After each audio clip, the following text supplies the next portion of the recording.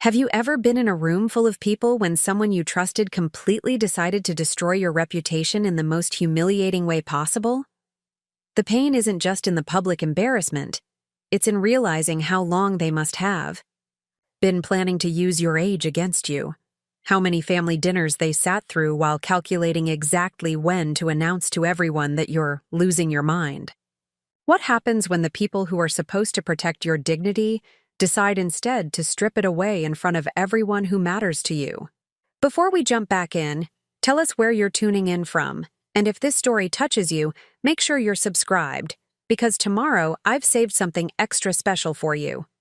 When your own children stand before a room full of friends, neighbors, and colleagues, and declare that their mother, the woman who raised them, sacrificed for them, built a life they benefited from, is no longer mentally competent? Society has conditioned us to believe that aging means becoming vulnerable, that reaching a certain number somehow transforms capable people into helpless burdens who need their adult children to make decisions for them. We've created a culture where "she's getting old" becomes justification for taking away someone's autonomy, where gray hair and a few forgotten names become evidence of incompetence. But what if the person they're trying to diminish isn't the confused, declining woman they want everyone to believe she is? What if, instead, she's a sharp, calculating individual who built a fortune through decades of shrewd business decisions, someone who survived corporate boardrooms when women weren't welcome there, who negotiated multi-million-dollar deals and managed complex financial portfolios well into her 70s?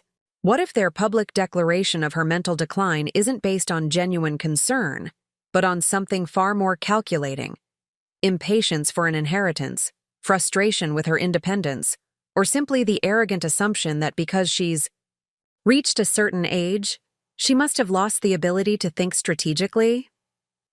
The cruelest betrayals aren't committed by strangers or enemies. They're committed by the people who know exactly where to strike to cause maximum damage. Your children know your insecurities, your fears about aging, your concerns about maintaining dignity in your later years. They know which public humiliations would hurt most, which relationships matter to you, which aspects of your reputation you've spent decades building. When they choose to weaponize that knowledge against you, they're not just questioning your mental capacity, they're attempting to erase everything you've accomplished, everything you've built, everything you are, and replace it with a convenient narrative that serves their purposes. But here's what they often fail to consider: the same intelligence, determination, and strategic thinking that built a successful life doesn't simply evaporate because of age. The woman who spent 40 years navigating complex business relationships, managing financial portfolios, and making decisions that affected hundreds of employees doesn't suddenly become incapable of recognizing manipulation or planning a response. Fact, she might be more dangerous than ever because now she has nothing left to lose. When your children publicly declare you incompetent, they're not just attacking your reputation, they're declaring war on your legacy. And if there's one thing a lifetime of experience teaches you, it's that wars have consequences for everyone involved. The assumption that age equals weakness is one of society's most dangerous misconceptions. Yes, bodies change, energy levels shift, and memory occasionally falters. But wisdom accumulates, pattern recognition sharpens, and the ability to see through deception often reaches its peak in later years. When you've lived through decades of human behavior, you develop an almost supernatural ability to recognize manipulation, predict responses, and plan several moves ahead. What my children failed to understand on that devastating evening was that the woman they were trying to discredit had spent her entire adult life being underestimated by people who confused her appearance with her capabilities. The gentle grandmother who baked cookies and remembered birthdays was the same person who had dismantled hostile takeover attempts, outmaneuvered corporate raiders, and built a financial empire that sustained 3 generations of our family. They saw gray hair, reading glasses, and the occasional forgotten name, and assumed they were dealing with a diminished version of the woman who had once terrified Fortune 500 executives. They forgot that the mind that had orchestrated complex business strategies for 4 decades was still there, still calculating, still 3 steps ahead of everyone else in the room. The evening they chose to publicly humiliate me wasn't just a family gathering that went wrong. It was a masterclass in miscalculation. They thought they were dealing with a confused elderly woman who could be easily managed and controlled. Instead, they had just challenged someone who had spent a lifetime turning apparent weaknesses into devastating strengths. Age had given me something they couldn't understand or anticipate: the absolute clarity that comes from having nothing left to prove and nothing left to fear. When you've lived long enough to see through most of life's illusions, when you've accumulated enough resources to weather any storm, when you've developed enough wisdom to recognize exactly what you're dealing with, you become a force that cannot be dismissed or controlled. The public humiliation they inflicted wasn't just cruel, it was strategically foolish.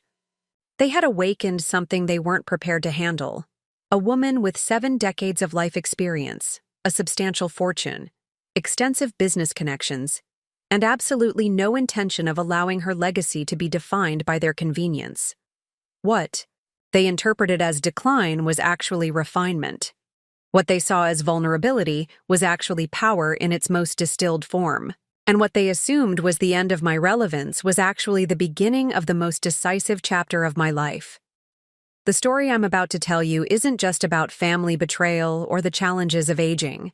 It's about what happens when people mistake experience for weakness, when they confuse kindness for stupidity, and when they assume that someone who has spent a lifetime building and protecting can't also spend that lifetime teaching consequences to those who forget where their advantages came from. My name is Claudia Morrison, and this is the story of how my children learned that announcing someone's mental decline can be a very expensive mistake.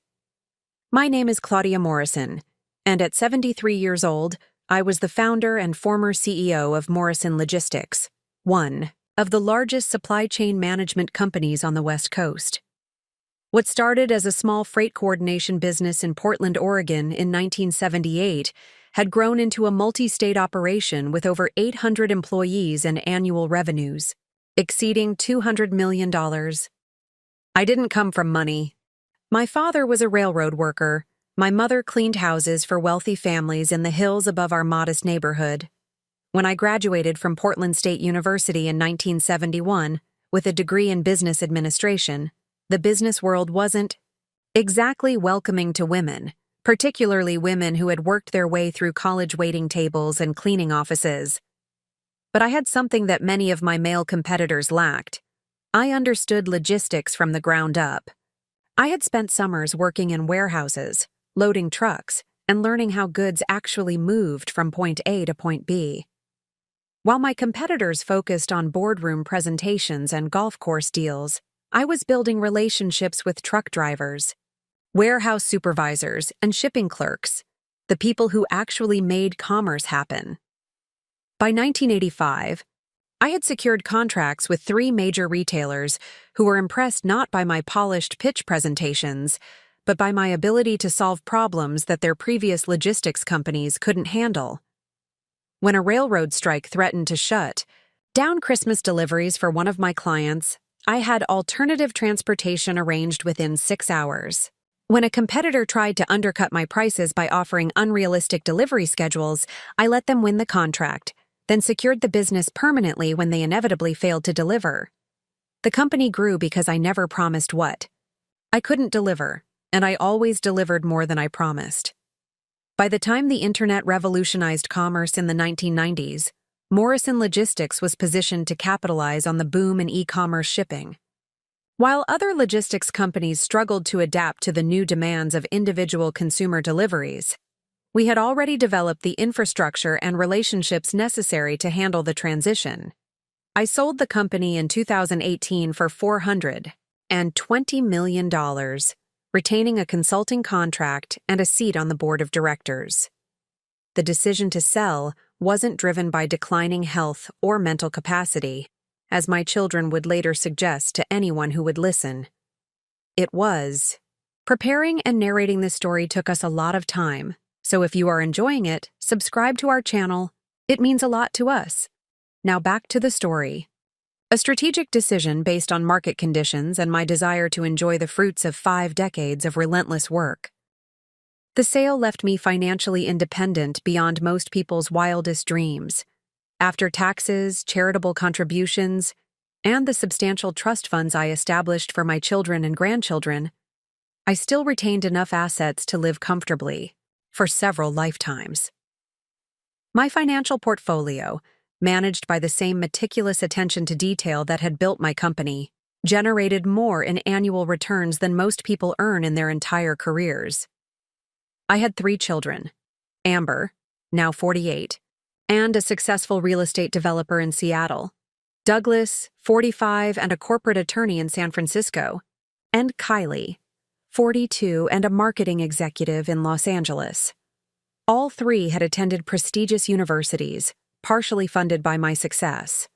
All 3 had received substantial financial assistance in starting their careers and purchasing their first homes. All 3 had benefited from the network of business connections I had built over 4 decades. None of them had ever shown much interest in the logistics business itself. Amber found it boring and unglamorous. Douglas considered it blue-collar work beneath his potential. Kylie dismissed it as not innovative enough for the modern economy. This never bothered me. I had built the company for financial security and personal satisfaction, not to create a family dynasty.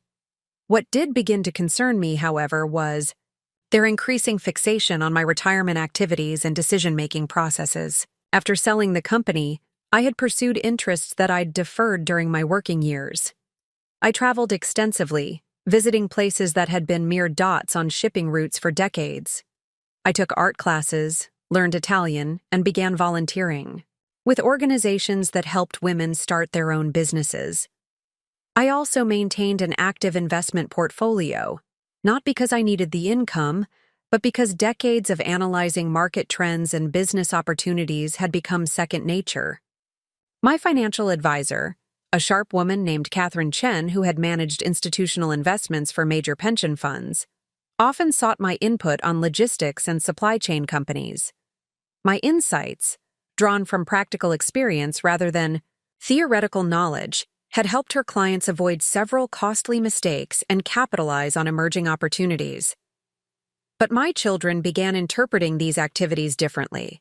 When I spent 3 weeks touring northern Italy, studying Renaissance art and architecture, Amber told people I was wandering around Europe alone, which isn't safe for someone her age.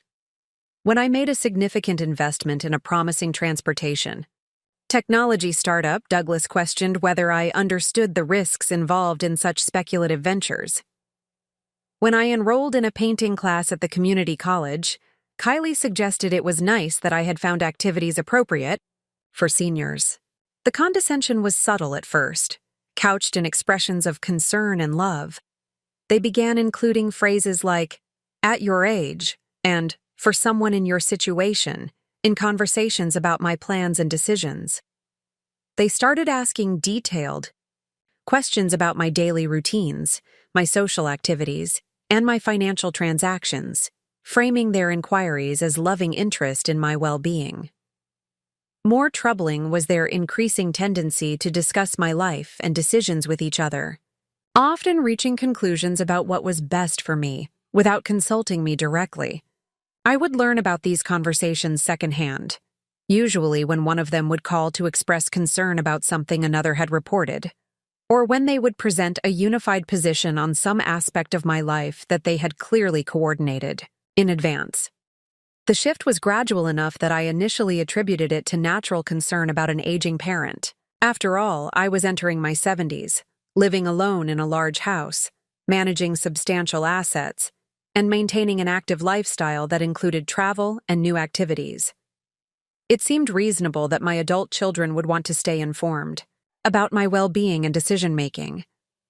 But my business experience had taught me to recognize patterns, and the pattern emerging in my family relationships was troublingly familiar. It resembled the early stages of a hostile takeover, the gradual questioning of leadership competency, the coordination among potential challengers, the systematic undermining of confidence in current management. The difference was that in business, these tactics were employed by competitors seeking to acquire assets or market position. In my family, they were being employed by my own children, and the asset they seemed increasingly interested in acquiring was control over my life and decisions. What they failed to understand was that the same instincts that had built Morrison Logistics were still fully operational. I could recognize manipulation, assess threats, and develop strategic responses just as effectively at 73 as I had at 33. The only difference was that now I had substantially more resources at my disposal and considerably less patience for people who underestimated my capabilities. After selling Morrison Logistics, I had created what most people would consider an ideal retirement lifestyle. My home in Lake Oswego, Oregon, was a testament to 5 decades of careful planning and tasteful investment. The 4,000-square-foot craftsman-style house sat on 2 acres overlooking the Willamette River, with mature oak trees and meticulously maintained gardens that I had designed myself over the years. The house wasn't just beautiful, it was strategically positioned. Lake Oswego was home to many of Oregon's most successful business leaders, retired executives, and established professionals. My neighbors included the former CEO of a major timber company, a retired federal judge, 2 successful physicians, and the founder of a prominent architectural firm. These weren't just neighbors. They were peers who understood the complexity of building and managing substantial enterprises. My daily routine reflected the discipline that had served me throughout my career. I woke at 5:30 each morning, started the day with coffee and the Wall Street Journal, then spent an hour reviewing my investment portfolio and reading industry publications. By 7, I was either in my home gym or walking the neighborhood paths, maintaining the physical health that had sustained me through decades of demanding work. 3 mornings a week, I volunteered at the Portland Women's Business Center, mentoring women who were starting their own companies. These sessions weren't casual coffee conversations. They were intensive strategy sessions where I helped entrepreneurs develop business plans, navigate regulatory requirements, and avoid the costly mistakes I had witnessed throughout my career. The women I worked with ranged from recent college graduates launching tech startups to middle-aged professionals transitioning into consulting practices. My involvement wasn't token participation. I had established a $50,000 annual fund that provided microloans to the most promising ventures, and I personally reviewed every application. More importantly, I opened my network to these entrepreneurs, making introductions to potential customers, suppliers, and investors.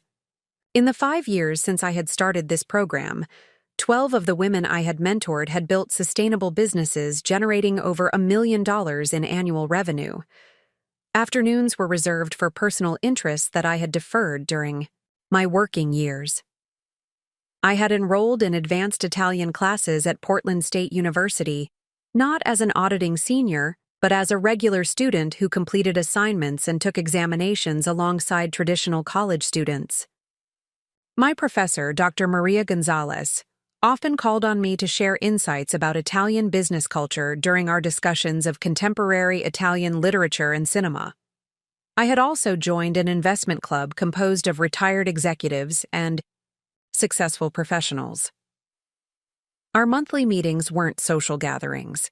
They were rigorous analytical sessions where we researched potential investments, analyzed market trends, and managed a collective portfolio that had consistently outperformed major market indices. My contributions to these discussions drew on decades of practical experience in logistics, supply chain management, and strategic planning. The art classes that Kylie had dismissively characterized as appropriate for seniors were actually advanced. Painting workshops taught by Richard Caldwell, a former professor from the Portland Art Institute. The class included serious adult artists working toward gallery exhibitions, and my pieces had been selected for 2 group shows at respected Portland galleries. The paintings weren't hobby crafts. They were sophisticated works that reflected both technical skill and artistic vision. My social life was equally substantive. I regularly attended charity galas, cultural events, and business conferences, not as a passive participant, but as someone whose opinions were sought and valued. I served on the boards of 3 nonprofit organizations, including the Oregon Women's Fund and the Portland Chamber of Commerce Education Committee. These weren't honorary positions. They required genuine expertise and significant time commitments. My travel wasn't aimless wandering, as Amber had suggested to her friends. Each trip was carefully planned to combine personal interests with business insights. The 3 weeks in northern Italy had included visits to logistics facilities in Tisur, Milan, and Florence, meetings with European suppliers I had worked with for decades, and research into Italian manufacturing processes that might benefit the entrepreneurs I was mentoring. I maintained active relationships with former colleagues, industry contacts, and business leaders throughout the Pacific Northwest. Catherine Chen, my financial advisor, frequently invited me to client meetings where my insights into supply chain and logistics issues provided valuable perspective for investment decisions. These weren't courtesy invitations. They were requests for professional expertise that continued to generate both intellectual satisfaction and financial returns. My financial portfolio reflected the same strategic thinking that had built Morrison Logistics. Rather than simply investing in conservative bonds and mutual funds, as my children seemed to expect, I maintained a diversified mix of growth stocks, real estate investments, private equity positions, and strategic holdings in companies where my industry knowledge provided analytical advantages. The transportation technology startup that had concerned Douglas was actually a carefully researched investment in a company developing autonomous freight management systems. My investment wasn't speculative gambling. It was an informed decision based on 40 years of understanding how technological advances transform logistics operations. The company's preliminary results had already validated my analysis, and the investment had appreciated by 30% in 18 months.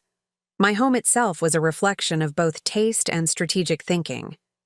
The kitchen had been designed for someone who enjoyed cooking sophisticated meals for friends and colleagues. The library contained not just novels and art books, but also current business publications, industry analyses, and research materials related to my various board positions and mentoring activities. The basement had been converted into a sophisticated home office with multiple monitors, high-speed internet connections, and video conferencing capabilities that allowed me to participate in virtual board meetings and conduct remote mentoring sessions. This wasn't the setup of someone retreating from active engagement. It was the command center of someone who had adapted her working methods to her current circumstances. My relationships with grandchildren, Douglas had 2 teenage sons, Amber had a daughter in college, and Kylie had twin boys in middle school, were warm and substantial. I attended their sporting events, school performances, and family celebrations. More importantly, I had established education funds for each of them and took an active interest in their academic and personal development. What my children interpreted as concerning independence was actually the lifestyle of someone who had successfully transitioned from active business leadership to strategic engagement in multiple areas of interest. I hadn't withdrawn from meaningful activity. I had expanded into areas that provided both personal satisfaction and continued opportunities to apply my skills and experience.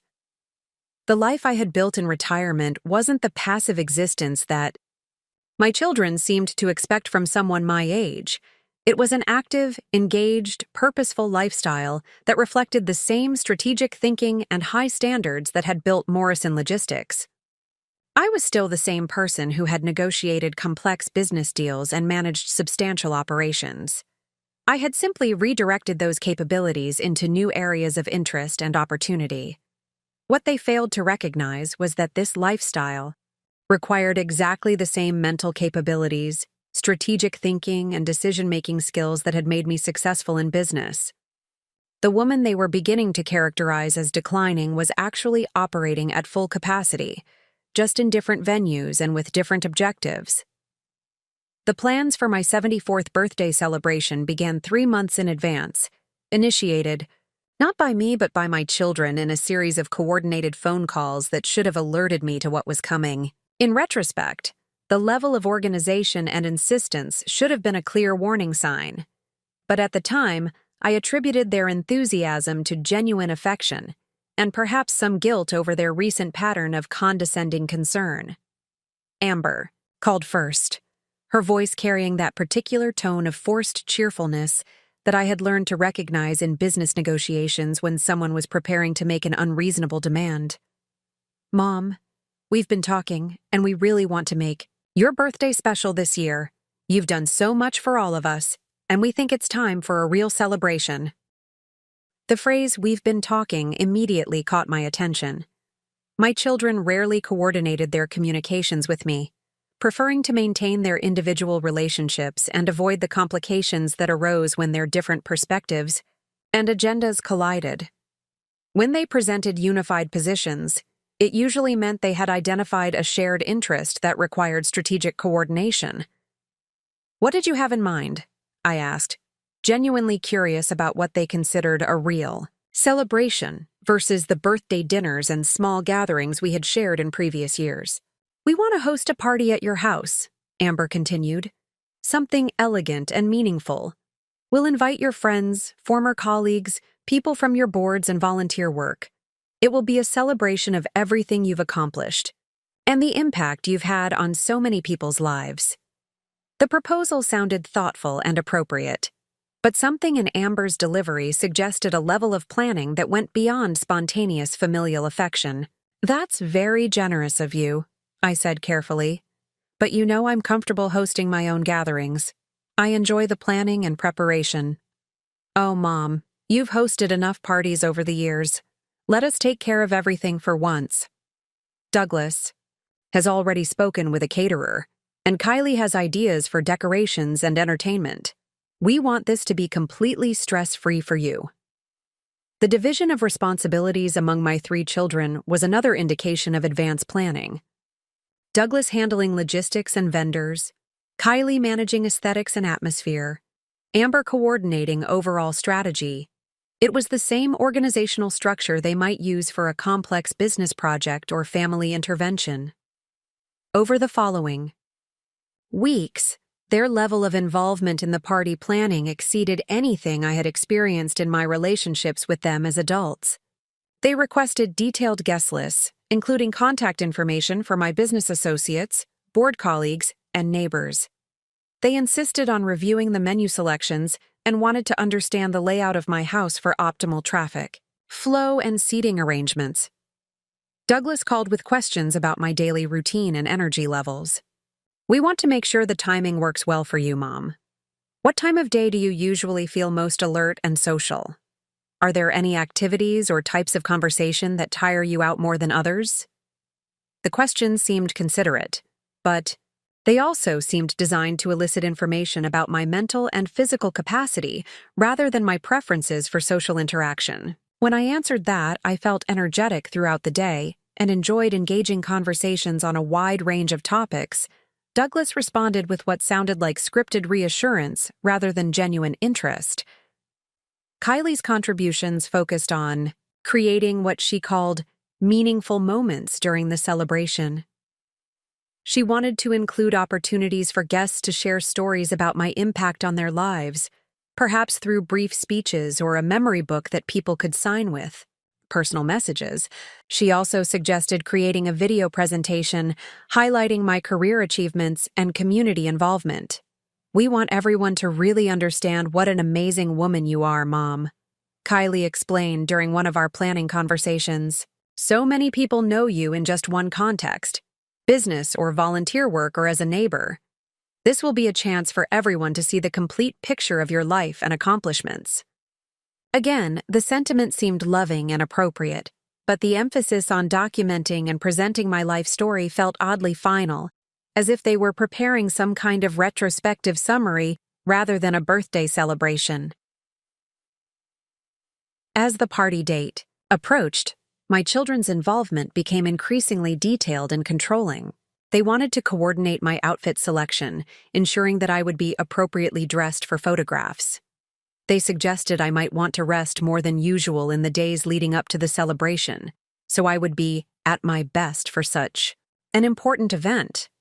Most unusually, they began having separate conversations with some of my friends and colleagues, ostensibly to coordinate surprises and special presentations. Catherine Chen mentioned that Douglas had called to ask about my recent investment decisions and whether she had noticed any changes in my analytical capabilities. Dr. Gonzalez from my Italian class told me that Kylie had inquired about my academic performance and class participation. Margaret Webster, my neighbor and fellow board member at the Oregon Women's Fund, was contacted by Amber with questions about my recent contributions to board discussions and whether I seemed as engaged and sharp as I had been in previous years. The questions were framed as preparation for speeches and presentations, but Margaret found them oddly intrusive and mentioned them to me with some concern. The pattern was becoming clear. My children weren't just planning a birthday party. They were conducting what amounted to a competency evaluation, gathering information from various aspects of my life to build some kind of comprehensive assessment of my current mental and physical condition. 3 weeks before the celebration, they presented me with a final guest list that included not just my friends and colleagues, but also several people whose presence seemed specifically chosen for maximum impact. Dr. Harrison Mitchell, my longtime physician, had been invited along with his wife. James Whitmore, the attorney who had handled the sale of Morrison Logistics, would be attending with several former business associates. The guest list read like a cross-section of everyone whose opinion of my competence and independence might matter in some future context. It included people who knew my medical history, my financial situation, my professional capabilities, and my personal relationships. "This is quite an impressive gathering," I told Amber when she showed me the final list. "It almost looks like you're assembling a jury rather than planning a party." Amber laughed, but the sound was forced and uncomfortable. "We just want to make sure all the important people in your life are there to celebrate with you, Mom. After everything you've given to so many people, you deserve to have them all together to honor you." The word honor struck me as particularly significant. In my experience, people were honored when their active contributions were ending, when their roles were transitioning from participant to emeritus status. Living people were celebrated. Legacies were honored. As I prepared for what my children had positioned as the celebration of my lifetime, I couldn't shake the feeling that I was actually preparing for something much more consequential, a public event where my fitness for continued independence would be evaluated by an audience of people whose opinions could significantly impact my future autonomy. The evening of my 74th birthday arrived with unseasonably warm October weather, the kind of perfect autumn evening that makes the Pacific Northwest feel like paradise. I had dressed carefully in a navy silk dress that I had worn to important business events, elegant but not ostentatious, conveying competence and dignity. My jewelry was understated.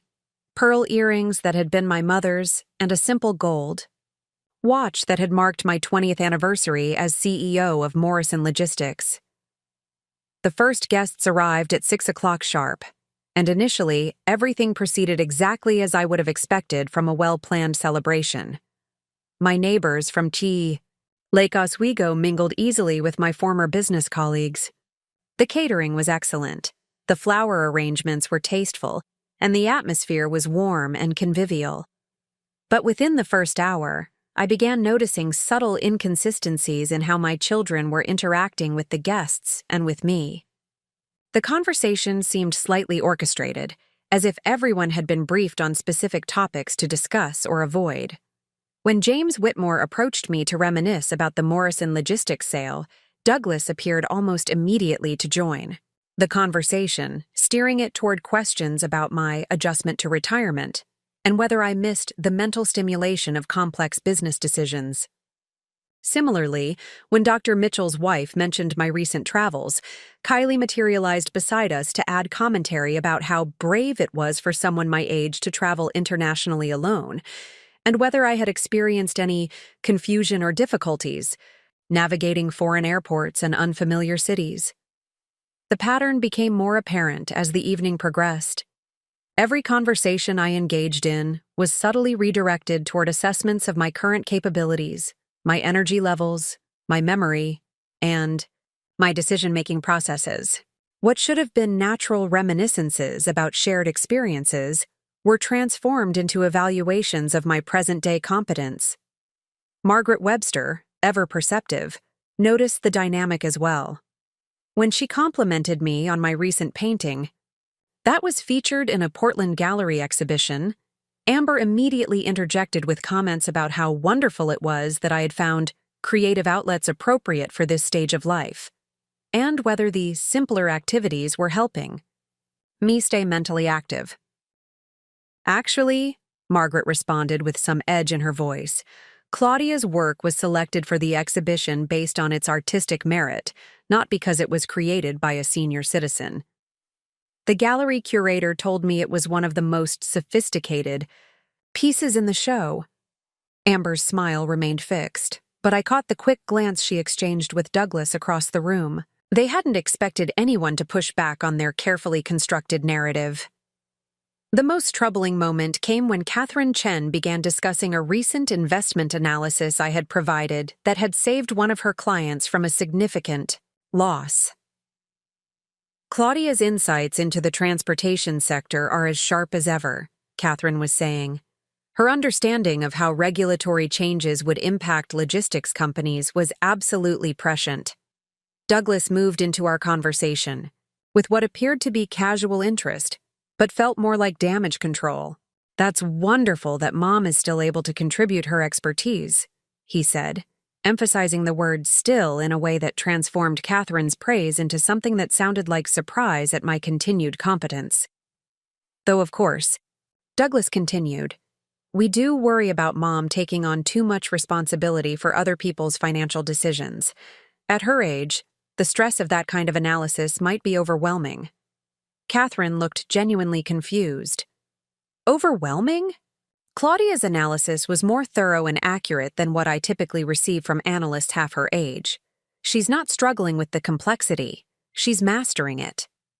But Douglas had already moved on, leaving Catherine with a puzzled expression, and me with a growing understanding of what was happening. My children weren't just hosting a party, they were systematically undermining my reputation and relationships, planting seeds of doubt about my mental acuity with everyone whose opinion might matter. The coordinated nature of their efforts became undeniable when I observed them rotating through conversations in a predetermined pattern, each taking responsibility for specific guests and topics. Amber focused on my social activities and volunteer work, consistently characterizing them as simplified versions of my former capabilities. Douglas addressed financial and business matters, always with undertones suggesting that my continued involvement might be inadvisable. Kylie handled personal relationships and family dynamics, subtly implying that I was becoming more dependent on their guidance and support. Around 8 o'clock, as guests were finishing dinner and beginning to mingle more freely, I noticed my children gathering near the kitchen, their heads close together in what was obviously a strategic consultation. They were checking their progress, coordinating their next moves, ensuring that their message was being effectively delivered to their target audience. That's when I realized with absolute clarity what I was witnessing. This wasn't a birthday celebration that had taken an unfortunate turn toward patronizing concern. This was a carefully orchestrated campaign designed to publicly establish a narrative about my declining mental capacity, executed with the same strategic precision that might be used in a corporate takeover or legal proceeding.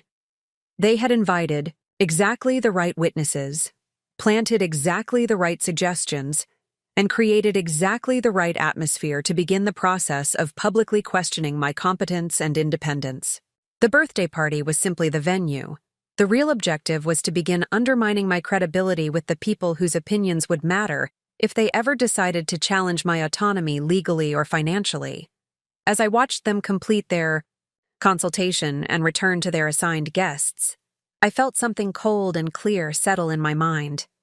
The same analytical capabilities that had built Morrison Logistics were now focused on a different kind of problem: understanding exactly what my children were planning and determining how to respond to their systematic betrayal. The evening was far from over, and I suspected the most revealing moments were yet to come. By 9 o'clock, the subtle campaign of undermining had escalated into something more direct and unmistakable. The guests had moved into the living room for what Amber announced would be a special tribute to our remarkable mother. The phrasing itself was significant, not a celebration with me, but a tribute to me, as if I were already transitioning from active participant to honored memory. Douglas stepped forward first, holding a glass of wine and adopting the solemn tone typically reserved for eulogies or retirement speeches. Ladies and gentlemen, we're gathered tonight to celebrate not just my mother's birthday, but an extraordinary life of achievement and service. Claudia Morrison built one of the most successful logistics companies in the Pacific Northwest, raised 3 children, and has contributed immeasurably to her community. The past tense construction wasn't accidental. Douglas was speaking about my accomplishments as if they were historical rather than ongoing, creating a narrative framework that positioned me as someone whose active contributions belong to the past rather than the present. But what makes this celebration particularly meaningful, Douglas continued, is that we're also here to acknowledge how much our mother has given us, and to ensure that she knows how much we appreciate everything she's done as she enters this new phase of her life. The phrase "new phase" hung in the air with uncomfortable weight. Several guests shifted in their seats, perhaps recognizing that they were being positioned as witnesses to something more significant than a birthday speech. Kylie took over next, her voice carrying the practiced emotion of someone delivering prepared remarks. Mom has always been the strong one in our family, the one who solved problems and made difficult decisions. Even after selling her company, she's continued to take on responsibilities and challenges that would exhaust people half her age. Here it came, the setup for what they really wanted to communicate. But lately, we've noticed that she's been pushing herself too hard, taking on more than she should, making decisions that seem— Kylie paused, as if searching for diplomatic language. Well, decisions that don't always reflect her usual careful judgment. I felt the atmosphere in the room shift. Conversation stopped completely. This was no longer a birthday celebration. It was becoming a public intervention, conducted in front of an audience of my peers, colleagues, and friends. Amber stepped forward to complete the coordinated presentation. What we want everyone to understand is that Mom is still the amazing woman she's always been, but she's at an age where certain changes are natural and expected. We've noticed increased forgetfulness, occasional confusion about dates and appointments, and some decision-making that reflects— She glanced at her siblings for support. Well, perhaps a decline in the sharp analytical thinking that made her so successful in business. The silence in the room was deafening. My guests, successful professionals, business leaders, and academics, were being asked to witness and implicitly endorse a public declaration of my mental incompetence by my own children. We love our mother deeply, Douglas resumed, and we want to make sure she's protected and cared for as she faces the challenges that come with aging. Sometimes that means making difficult decisions about what's best for someone, even when they might not fully understand or appreciate the necessity. Dr. Mitchell, clearly uncomfortable with the direction of the evening, attempted to redirect the conversation. Claudia, you've seemed remarkably sharp and engaged whenever we've spoken recently. I haven't observed any of the concerns your children are describing. This was the moment I had been waiting for, the opportunity to respond to their calculated assault on my reputation and autonomy. But before I could speak, Amber intervened with what was obviously a prepared response. That's exactly what makes this situation so difficult, Dr. Mitchell. Mom has always been very good at hiding her struggles and maintaining appearances, especially in social situations. She's developed coping mechanisms that can mask the underlying issues, at least temporarily. The sophistication of their strategy was becoming clear. They had anticipated potential pushback from my friends and colleagues and had prepared explanations that would neutralize any contrary observations. Anyone who questioned their assessment could be dismissed as someone who wasn't seeing the real situation or who was being fooled by my ability to temporarily compensate for my declining faculties. Catherine Chen, her voice sharp with indignation, stood up from her chair. I work with Claudia on complex financial analyses regularly. Her thinking is not only clear, it's exceptional. What you're describing bears no resemblance to the woman I interact with professionally. We appreciate your loyalty to Mom, Kylie responded smoothly. But financial decisions are exactly where we've seen the most concerning changes. Risky investments, impulsive spending, difficulty understanding complex terms and conditions. We're not questioning her intelligence, just acknowledging that age affects everyone differently. The room had become a courtroom, with my children serving as prosecutors presenting their case against my competence to a jury of my peers. Every defense mounted by my friends was being countered with prepared rebuttals that painted me as either declined or deceptive, someone whose apparent competence was actually evidence of her tragic attempts to hide her deterioration. Margaret Webster's voice cut through the orchestrated presentation with unmistakable anger. What I'm witnessing tonight is not concern for your mother's well-being. This is a public humiliation designed to establish a record of her supposed incapacity. Claudia, do you have anything to say about these allegations? Finally, the moment had arrived. 47 pairs of eyes turned toward me, waiting to see how I would respond to my children's carefully coordinated character assassination. They had created the perfect trap. Any vigorous defense of my capabilities could be characterized as evidence of my inability to recognize my own decline, while any acknowledgement of normal age-related changes could be used to validate their broader claims about my incompetence. I stood slowly, meeting the gaze of each of my children in turn, then addressing the room with the same calm authority I had used in countless business presentations and board meetings. I have indeed noticed some changes lately, I began, allowing a slight smile to cross my face. I've noticed that my children have been systematically questioning my judgment, coordinating their concerns about my independence, and apparently, conducting background interviews with my friends and colleagues in preparation for this evening's presentation. The shift in the room's energy was immediate and electric.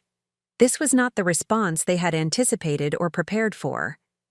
I've also noticed, I continued, my voice carrying the measured authority that had commanded boardrooms for 4 decades, that these concerns about my mental capacity have emerged precisely 18 months after I declined to provide additional funding for Douglas's law firm expansion, 6 months after I refused to co-sign on Amber's speculative real estate development in Bend, and 3 months after I told Kylie that her marketing company's request for a $200,000 emergency loan was actually a request for me to cover her gambling debts. The silence in the room had transformed from uncomfortable to electric. My guests were no longer witnesses to a family intervention. They were watching something much more dramatic unfold. You see, I said, walking slowly around the room, making eye contact with each person present. When you've spent 40 years analyzing complex business situations, you develop certain skills. You learn to recognize patterns, identify motivations, and understand when information is being manipulated to serve particular interests. Douglas's face had gone pale, while Amber's hands were clenched so tightly her knuckles had turned white. Kylie appeared frozen, perhaps realizing that their carefully orchestrated plan was disintegrating in real time. 3 months ago, I hired a private investigation firm, Blackstone Security, some of you may know them, to conduct a comprehensive review of my children's financial situations. I wanted to understand why their requests for financial assistance had become more frequent and more urgent, especially given the substantial trust funds and career support I had already provided. I paused, allowing the implications to settle. Several guests leaned forward, clearly intrigued by this unexpected turn in the evening's proceedings. The results were quite illuminating.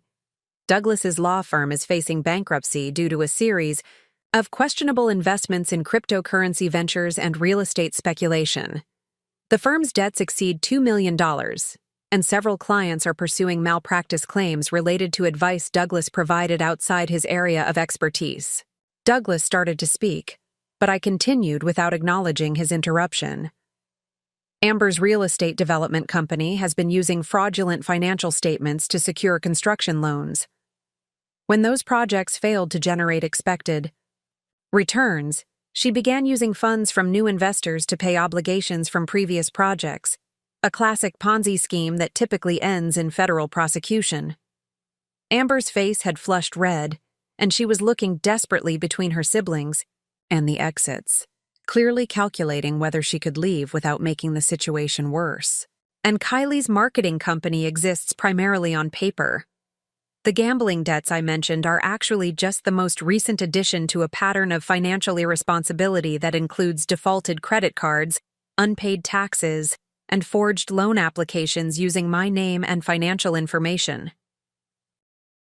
The room was completely silent now. Catherine Chen was taking notes on her phone, Margaret Webster was staring at my children with undisguised disgust, and Dr. Mitchell was shaking his head slowly. But the most interesting discovery, I continued, came from the electronic surveillance I had installed in this house 6 weeks ago, after I noticed that items were disappearing from my home office and personal papers were being photographed when my children visited. This revelation sent a visible shock through my 3 children. They hadn't known about the surveillance system, which meant everything they had said and done in my house during their party planning visits had been recorded. The recordings revealed extensive discussions about my supposed mental decline, strategies for documenting evidence of my incompetence, and detailed plans for gaining control of my financial assets through guardianship proceedings. They also captured conversations about which of my friends and colleagues might be convinced to support their claims, and how tonight's party could serve as the foundation for a legal challenge to my autonomy. James Whitmore, the attorney who had handled my business transactions for over 20 years, stood up slowly. Claudia, are you saying that this entire evening was designed to create a public record of your alleged incapacity as preparation for a guardianship petition? That's exactly what I'm saying, James. And I have 47 hours of audio and video recordings that document not only their planning, but also their attempts to manipulate my medical records, forge my signature on documents, and coordinate with a particular elder law attorney who specializes in what he advertises as asset protection for concerned families. The transformation in the room was complete. My guests were no longer attending a birthday party. They were witnessing the saitzari exposure of an elaborate conspiracy designed to strip me of my independence and assets. The most tragic aspect of this situation, I said, my voice softening slightly, is that my children have destroyed our relationship for money they would have inherited eventually anyway. But their greed and impatience have cost them something far more valuable than financial assets. They've lost any claim to my respect, my affection, or my legacy. Dr. Mitchell cleared his throat. Claudia, what you're describing sounds like elder abuse and potentially criminal fraud. Have you contacted law enforcement? I smiled for the first time that evening, and it was not a warm expression. Dr. Mitchell, I haven't spent 4 decades building business relationships without learning the importance of timing. I wanted my children to fully commit to their plan, to involve as many people as possible, and to create an extensive documentary record of their intentions and actions. I walked to my desk and retrieved a thick folder that I had placed there earlier in the evening. Tomorrow morning, copies of all surveillance recordings, financial documents, and evidence of their fraudulent activities will be delivered to the FBI's Financial Crimes Division, the Oregon State Bar Disciplinary Board, the District Attorney's Office, and the Attorneys General of Oregon, Washington, and California.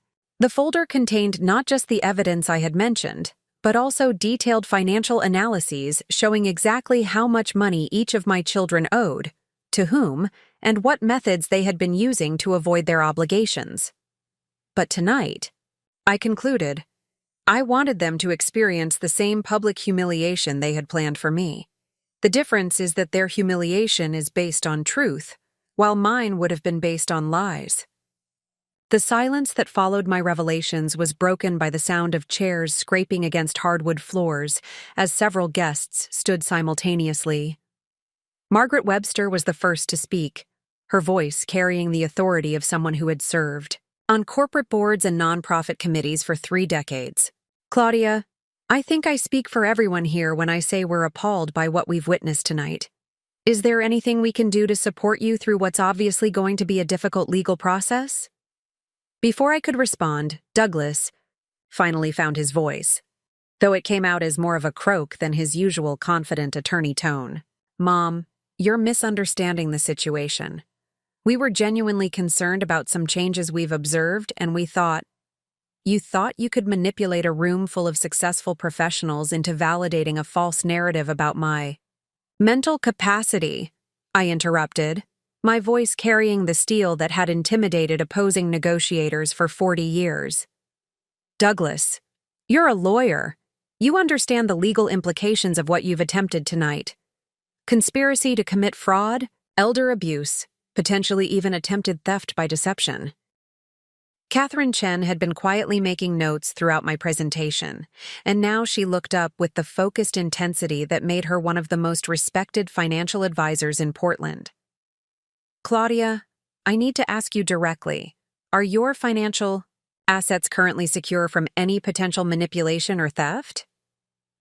An excellent question, Catherine, and one that brings us to the second phase of tonight's revelations.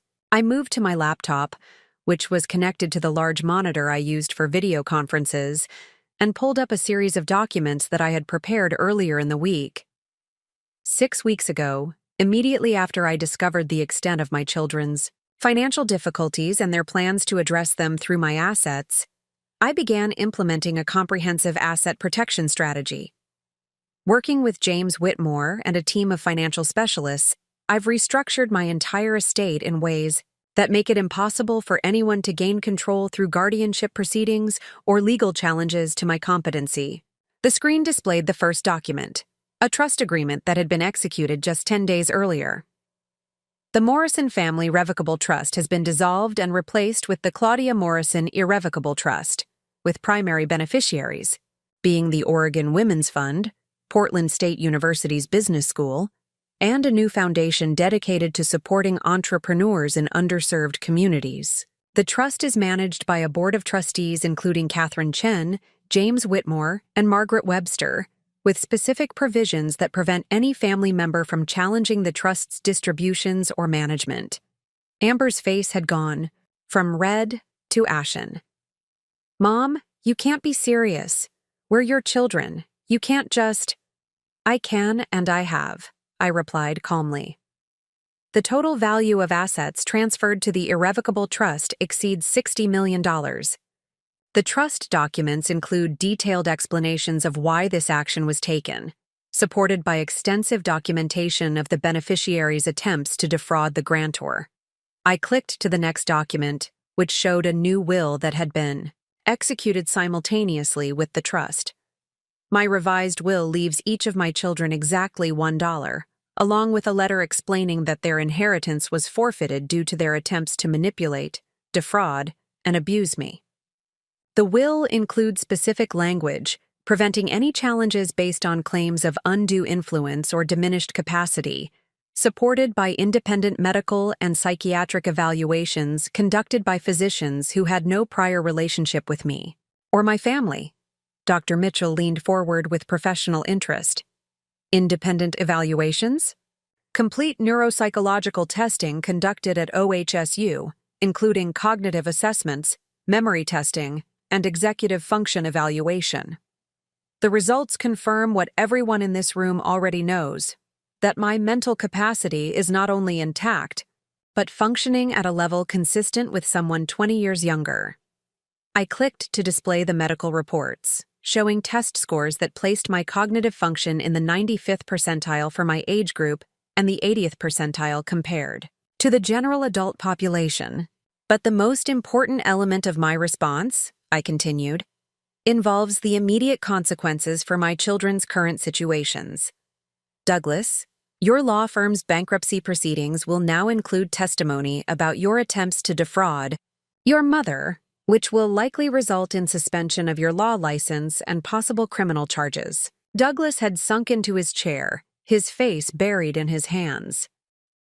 Amber, the FBI's investigation into your Ponzi scheme activities will now include evidence of your conspiracy to commit elder abuse, which carries federal penalties that could extend your prison sentence by decades rather than years. Amber was crying now, but they weren't tears of remorse. They were tears of rage and frustration at seeing their plans not just fail, but backfire so completely. And Kylie, your gambling debts and tax evasion issues are about to become much more serious when the IRS learns about your attempts to use forged documents and identity theft as part of an elder abuse conspiracy. I closed the laptop and faced my children directly for the first time since beginning my presentation. What you failed to understand is that the same strategic thinking that built Morrison Logistics doesn't disappear with age. It becomes more refined, more focused, and considerably more ruthless when applied to people who have betrayed fundamental trust. James Whitmore cleared his throat. Claudia, I have to ask, when did you first suspect what they were planning? James, I knew something was wrong the moment they insisted on coordinating this party. In 40 years of business, I learned that when people suddenly want to control the narrative around your competence, it's because they're planning something that requires your incompetence as justification. I looked around the room at my friends and colleagues, people who had watched me build a business empire and maintain it successfully for decades. Tonight was never about celebrating my birthday.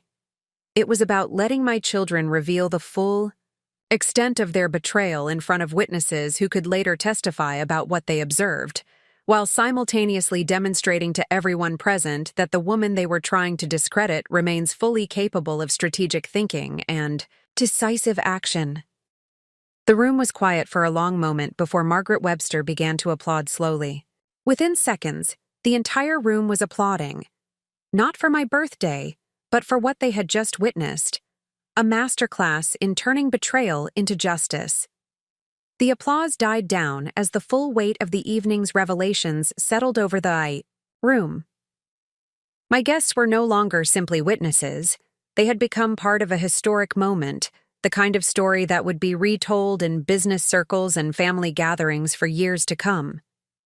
Kylie was the first to break, her composure finally cracking under the pressure of watching her life systematically dismantled in real time. "This is insane!" she screamed, her voice raw with desperation.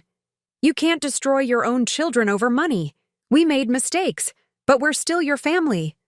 I regarded her with the same dispassionate analysis I had once applied to failing business partnerships. "Kylie, you ceased to be my family the moment you decided I was worth more to you incapacitated than independent. More valuable as a victim than as your mother." Douglas lifted his head from his hands, his lawyer's instincts finally engaging despite the hopelessness of his situation. "Mom, there has to be a way to resolve this privately. We can make restitution, seek counseling, find a solution that doesn't destroy everyone involved." "Douglas," I replied, my voice carrying the finality of a gavel, "you've spent the evening attempting to publicly destroy my reputation, my independence, and my dignity. You coordinated with your sisters to manipulate my friends and colleagues into believing I was mentally incompetent. You plan to use legal proceedings to strip away my autonomy and control my assets. There is no private resolution to a public betrayal of this magnitude." Amber finally found her voice, though it shook with a combination of rage and fear. "You're 74 years old. How much money do you need?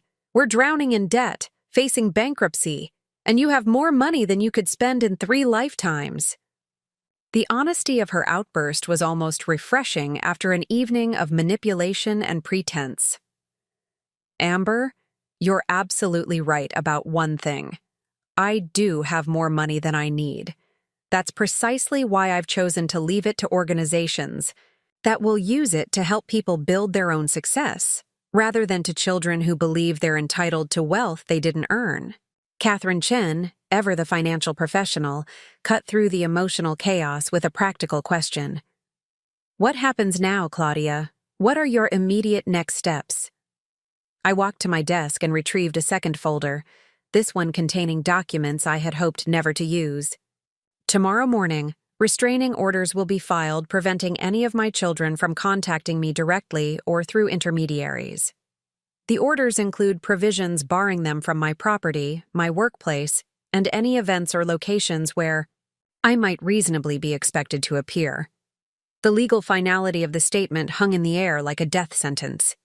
Additionally, I continued, I've arranged for enhanced security at my home and have contracted with a personal protection service for the next 6 months. My attorney has advised that people facing the level of financial and legal consequences my children are about to experience sometimes become desperate enough to attempt physical harm. Dr. Mitchell looked genuinely concerned. Claudia, do you really believe they might pose a physical threat? I considered the question carefully before answering. Doctor, 3 hours ago, I would have said my children were capable of financial manipulation but not violence. However, 3 hours ago, I also believed they loved me enough not to attempt to destroy my life for money. I'm no longer willing to make assumptions about their moral boundaries. The room had become a courtroom, a boardroom, and a family funeral all at once. The birthday party that was supposed to establish my incompetence had instead become the definitive documentation of my children's complete moral bankruptcy. The most tragic aspect of this evening, I said, addressing the room but looking directly at my children, is that you could have simply waited. You could have continued your lives, made your mistakes, learned from your failures, and eventually inherited substantial wealth. Instead, you chose to gamble everything on a strategy that required destroying the woman who gave you life. The silence that followed was absolute and final.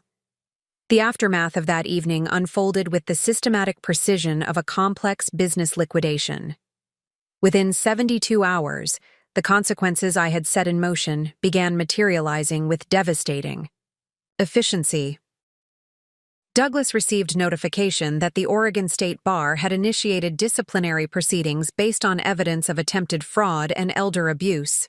His law firm's bankruptcy proceeding was suspended pending a criminal investigation, and 3 of his largest clients terminated their retainer agreements after learning about the allegations. The malpractice insurance carrier sent notice that coverage would be suspended if criminal charges were filed. By the end of the week, Douglas's wife Jennifer had filed for divorce, citing irreconcilable differences, but privately telling neighbors that she couldn't remain married to someone who would attempt to defraud his own mother. Their teenage sons, initially confused by the sudden family upheaval, quickly understood the situation when the recordings of their father's planning sessions were played during the divorce proceedings. Amber's situation deteriorated even more rapidly. The FBI's investigation into her real estate schemes accelerated when agents learned about the elder abuse conspiracy. Federal prosecutors, already building a case around her fraudulent investment practices, upgraded the charges to include racketeering and conspiracy to commit wire fraud. The enhanced penalties meant she was facing a potential sentence of 25 to 30 years rather than the 5 to 7 years originally anticipated. Her business partner, learning about the federal investigation, cooperated fully with authorities in exchange for leniency, providing documentation that implicated Amber in additional fraudulent schemes dating back nearly a decade. By the 3rd week after the party, Amber's assets were frozen by court order, her real estate license was suspended, and she was facing personal bankruptcy in addition to criminal prosecution. Kylie's gambling debts, previously hidden from most of her creditors, became public knowledge when the financial institutions involved learned about the identity theft and document forgery charges. Her marketing company, which existed primarily to provide the appearance of legitimate income, collapsed when clients learned about her legal troubles. The IRS, armed with evidence of unreported gambling winnings and fraudulent tax filings, initiated an audit that revealed additional tax liabilities exceeding $400,000. More devastating than the financial consequences was the complete social isolation my children experienced. The story of their attempted betrayal spread through Portland's business and social communities with the speed that only truly shocking news achieves. Former friends avoided them, professional colleagues distanced themselves, and even casual acquaintances treated them as pariahs. The recordings I had made, strategically shared with key individuals in their professional networks, revealed not just their plan to defraud me, but also their casual dismissal of my accomplishments and their contemptuous attitude toward my age and independence. The conversations captured them laughing about my pathetic attempts to remain relevant and discussing how quickly they could liquidate my assets once they gained control. Margaret Webster, who served on several nonprofit boards with me, made sure that every major charitable organization in the Pacific Northwest learned about my children's betrayal. Their names were quietly added to lists of individuals who were not welcome at fundraising events, charity galas, or volunteer activities. In a city like Portland, where social and professional networks overlap extensively, this type of exclusion was professionally and personally devastating. The irony was not lost on anyone familiar with the situation. My children had attempted to isolate me by questioning my mental capacity, only to find themselves completely isolated by their own moral failures. Within 6 weeks of the birthday party, all 3 of my children had lost their careers, their marriages, their social standing, and their financial security. They had traded everything for nothing, gambling their entire lives on a strategy that was doomed from the moment they underestimated their target. The woman they had dismissed as a declining elderly person had systematically destroyed their lives with the same methodical precision she had once applied to corporate acquisitions and business development. 8 months after the birthday party, that changed everything. I stood in the boardroom of the newly established Morrison Foundation, looking out at the Portland skyline through floor-to-ceiling windows. The foundation's offices occupied the top floor of a downtown building that had once housed one of my logistics company's major clients. The symbolism wasn't accidental. I had chosen this location to represent the transformation of my legacy from personal wealth to lasting social impact. The foundation's mission was elegantly simple: providing microloans, mentorship, and business development support to women entrepreneurs who faced the same barriers I had encountered 5 decades earlier. In its first year of operation, the foundation had approved loans totaling $2 million to 47 women-owned businesses, with a repayment rate of 94%, significantly higher than traditional banking institutions achieved with similar ventures. Catherine Chen, now serving as the foundation's financial director, presented the quarterly report to our board of trustees. The numbers were impressive. The foundation's assets had grown to $72 million through strategic investments and additional donations from business leaders who had been inspired by the mission. More importantly, the businesses we had supported were thriving, creating jobs and generating tax revenue that benefited the entire community. The Riverside Restaurant Group, which received our first loan of $50,000, has expanded to 3 locations and employs 38 people, Catherine reported. The software development company we funded in month 3 has secured venture capital financing and is now valued at $12 million. These aren't just business success stories. They're examples of how strategic investment in capable people creates exponential returns. Dr. Gonzalez from Portland State University, who now served on our board, added her perspective on the foundation's educational initiatives. The scholarship program for women returning to school after career interruptions has supported 62 students so far. The retention rate is 97%, and the average grade point average is 3.7. These women are motivated, focused, and grateful for the opportunity to rebuild their lives through education. The transformation of my personal tragedy into systematic social good had provided a sense of purpose that retirement had never offered. Every loan approved, every business launched, every woman who gained financial independence represented a victory over the cynicism and greed that had motivated my children's betrayal. Margaret Webster, chairing the meeting with her characteristic efficiency, brought the discussion to our final agenda item.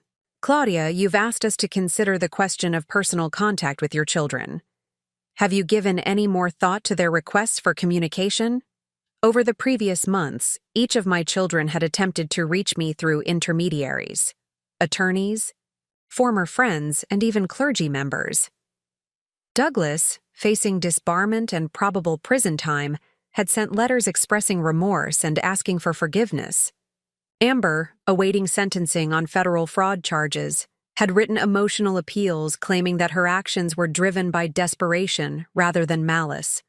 Kylie, bankrupt and unemployed, had begged for a chance to apologize and rebuild our relationship, had read every letter, listened to every message, and considered every plea with the same analytical approach I applied to all important decisions. The conclusion was always the same. Their requests for contact aren't motivated by genuine remorse, I told the board. They're motivated by the hope that emotional manipulation might succeed where legal and financial manipulation failed. They want access to me because they still believe that family relationships can be leveraged for personal advantage. I paused, looking around the table at people who had become more than professional colleagues. They had become the family I had chosen, rather than the family I had been assigned by birth. The Foundation's success demonstrates that the resources they tried to steal are creating far more value in the hands of people who understand that opportunity is earned, not inherited. My children taught me that biological relationships without mutual respect and genuine affection are meaningless. These relationships, I gestured to encompass the room, based on shared values and common purpose, have more meaning than any family connection. The meeting concluded with unanimous approval of the Foundation's expansion plans and my continued policy of no contact with my biological children. As the board members gathered their materials and prepared to leave, I remained at the window, watching the city that had been my home for over 50 years. The woman who had been humiliated at her own birthday party no longer existed. In her place stood someone who had learned that the most powerful response to betrayal isn't revenge. It's the creation of something better than what was destroyed. 2 years have passed since that devastating birthday evening, and I find myself reflecting on the profound lessons embedded in this experience. As I write these words from my new home overlooking the Columbia River Gorge, surrounded by the art I've created and the books I've finally had time to read, I understand that my children gave me something they never intended: absolute clarity about what truly matters in life. The question people ask most frequently is whether I have any regrets about my response to their betrayal. The assumption seems to be that family bonds should transcend even the most egregious violations of trust, that biological relationships carry obligations that supersede all other considerations. But this perspective misunderstands the fundamental nature of love and respect. Love without respect is not love, it's dependency. Respect without love may be cold, but it's honest. What my children offered me was neither love nor respect, but rather a calculated assessment of my utility as a source of financial relief for their self-created problems. They had confused their access to my resources with a relationship, their childhood memories with current reality, their legal status as heirs with emotional entitlement to my affection. The truth that emerged from their betrayal is one that our youth-obsessed, age-denying culture desperately needs to understand. Competence, wisdom, and strategic thinking don't evaporate at 70. If anything, they become more refined, more focused, and infinitely more dangerous when wielded by someone who has nothing left to lose and nothing left to prove. Society's assumption that aging equals vulnerability creates opportunities for exactly the kind of exploitation my children attempted. We've created a narrative that positions elderly people as inevitable victims, declining assets who require management rather than independent individuals who deserve respect. This narrative serves the interests of those who benefit from elderly people's diminished agency, but it bears no relationship to reality.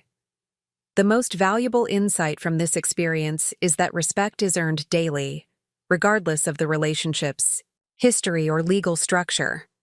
My children assumed that 3 decades of birthday cards and holiday visits had purchased them permanent access to my resources and forgiveness for any transgression. They learned that respect, once lost through betrayal, cannot be recovered through manipulation or emotional appeals. The Morrison Foundation continues to thrive, having now supported over 200 women entrepreneurs with loans totaling $18 million. The businesses we've funded have created more than 800 jobs and generated economic activity exceeding $40 million. Every success story validates my decision to redirect my legacy toward people who understand that opportunity is a gift to be leveraged, not an entitlement to be squandered.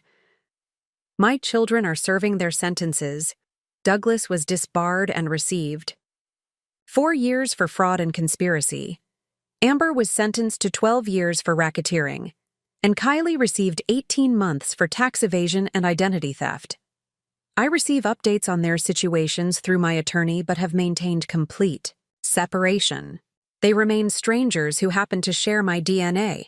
Cautionary tales about the dangerous assumption that family status exempts people from the consequences of their choices. The final truth is the most liberating. When people show you who they really are, believe them the first time. My children showed me that they valued my money more than my dignity, my death more than my life, my incapacitation more than my independence. I believed them, responded accordingly, and built something beautiful from the wreckage of their betrayal. The greatest inheritance I can leave is not money, but the example of someone who refused to be diminished by age, intimidated by family, pressure, or destroyed by betrayal. In choosing justice over mercy, strategy over sentiment, I discovered that the most... Up next, you've got 2 more standout stories right on your screen. If this one hit the mark, you won't want to pass these up. Just click and check them out. And don't forget to subscribe and turn on the notification bell so you don't miss any upload from us.